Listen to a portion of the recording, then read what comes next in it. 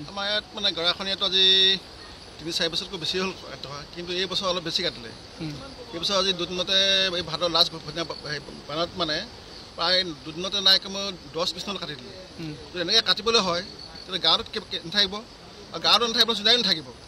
গতিকে এইটো বিষয় কৈছে কিন্তু আমি ৰাইজৰ ফালৰ পৰা কৈছোঁ যে অতি সোনকালে গভৰ্ণমেণ্টে ইয়াৰ ওপৰত মানে এটা বিহিত ব্যৱস্থা ল'ব লাগে। চিয়াং নদীতে কাটিছে এইটো, চিয়াং নদীত কাটিছে এইটো কৈৰামঘাট পাছত এইটো হেৰিয়াত কপু চবু চব সেইপিনে কাটিছে, সেইটো নহয় বা সেইপিনে খোৱাইছে কিন্তু আমাৰ ফালে বেছি খোৱাইছে।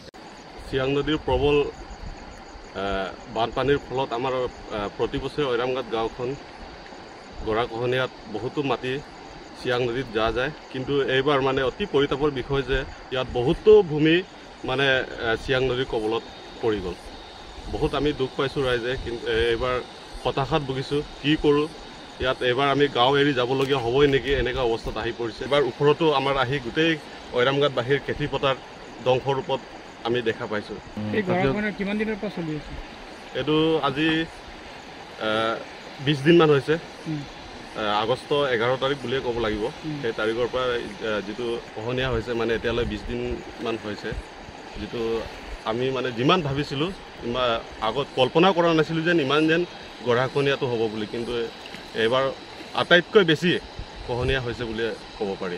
খেতি পথাৰ নিচেই চাই আছে, ইয়াত হাল বাই থোৱা, ইয়াত শ বিঘা এইবাৰ মাকৈ খেতি মানে পানীত যা